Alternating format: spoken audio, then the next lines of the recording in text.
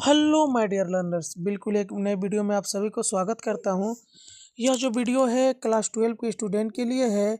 Subject हो रहा है इंग्लिश एबीटीए सोल्व। जो सीरीज चल रहा है उसी सीरीज में मैं पेज नंबर एबीटीए का 54 नंबर किया हूं और सेट जो हो रहा है 4 हो रहा है। यदि आप इसके पहले का 3 सेट नहीं देखे हैं तो हमारे चैनल के प्लेलिस्ट में जाकर देख सकते हैं, जिसका नाम लिखा हुआ है WB class 12 English ABTA solve 2025। उसमें आपको 3 सेट मिल जाएगा।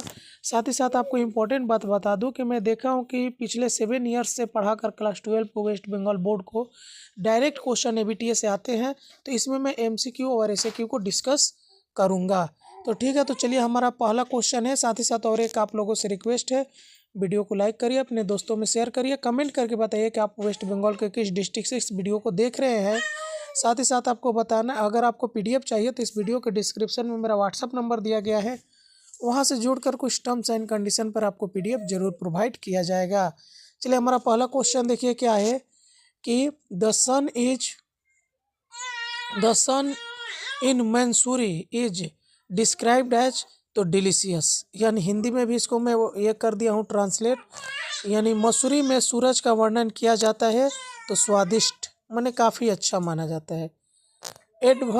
Adversity always presents opportunities for in introspection, तो क्या है, विपत्ति हमेशा अवसर प्रदान करती है तो आत्ममंथन के लिए।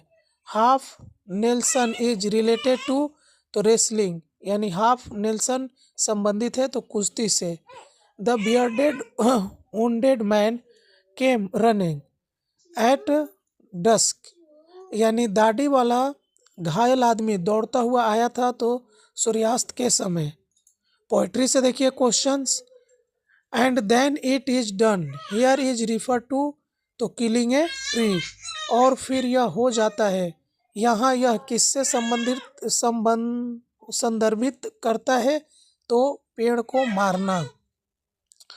The soldier sleeps in sunlight, answer होगा सैनिक सोता है तो धूप में।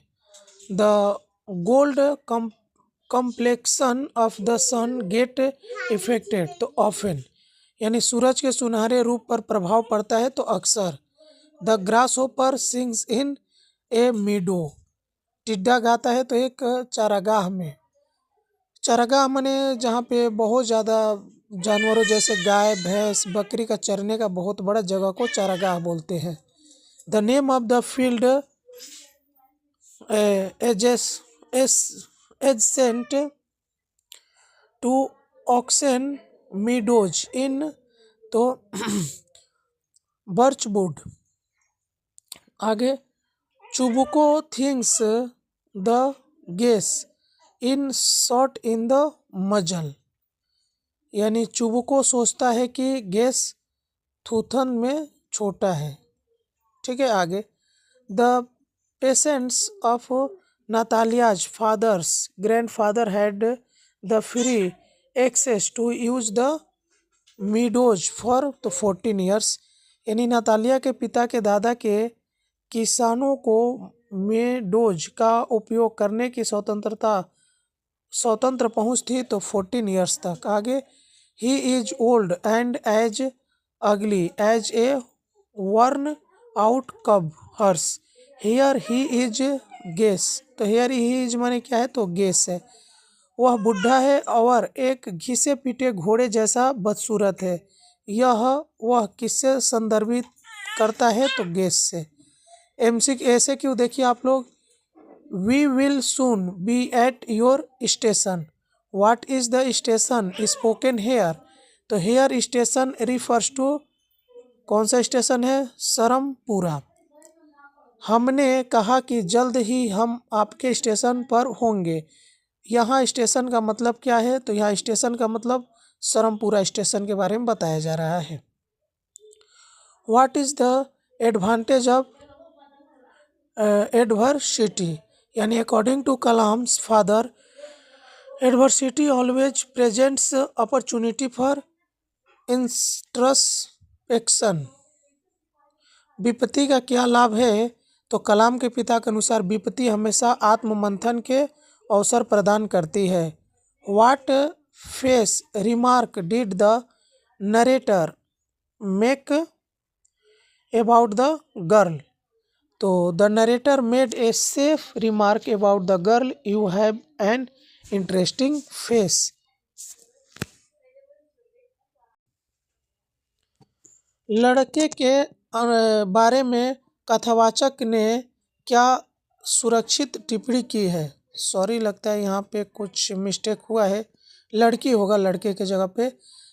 तो कथावाचक ने लड़की के बारे में एक सुरक्षित टिप्पणी की, तुम्हारा चेहरा रोचक है।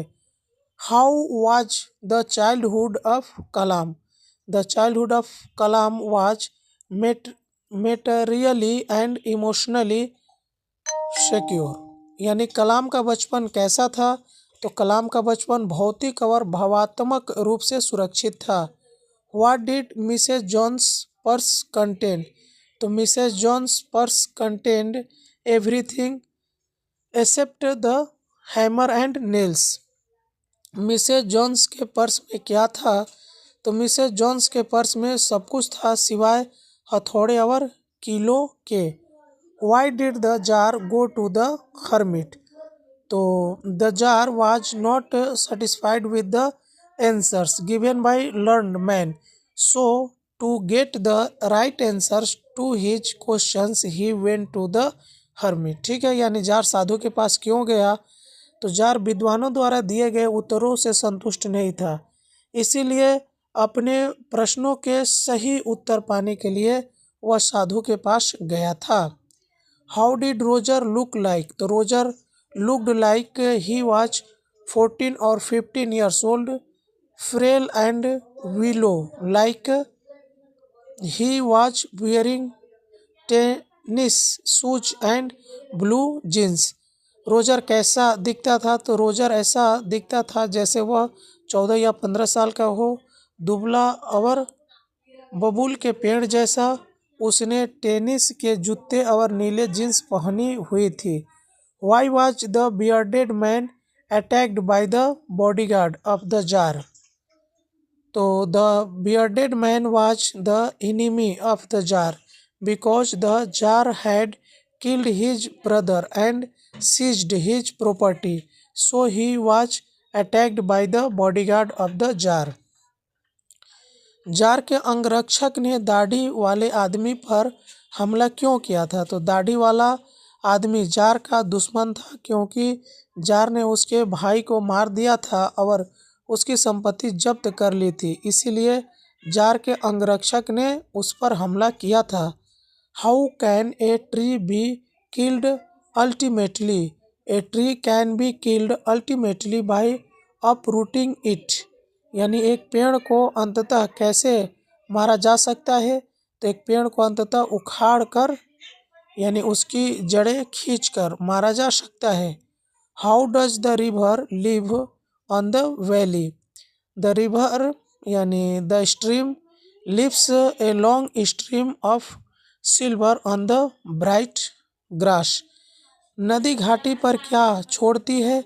तो नदी घाटी में चमकीली घास पर चांदी की लंबी धार जैसी छोड़ती है।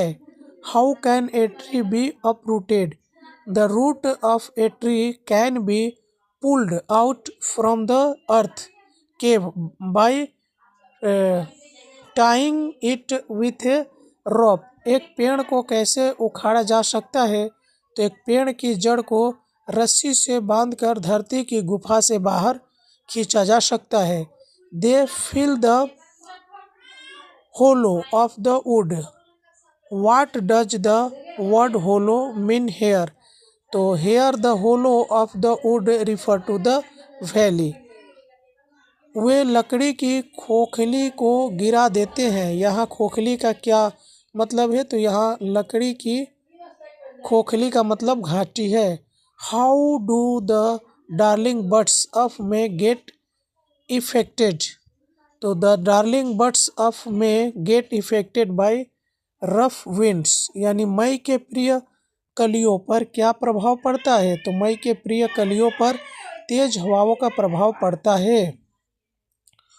Whose voice shall run from hedge to hedge, the voice of the grasshopper shall run from hedge to hedge. किसकी आवाज़ झाड़ियों से झाड़ियों तक दौड़ती है? तो घास के टिड्डे की आवाज़ झाड़ियों से झाड़ियों तक दौड़ती है। So long lives his So long live this and this gives life to thee. What does this indicate? तो here this indicates Shakespeare's sonnet 18।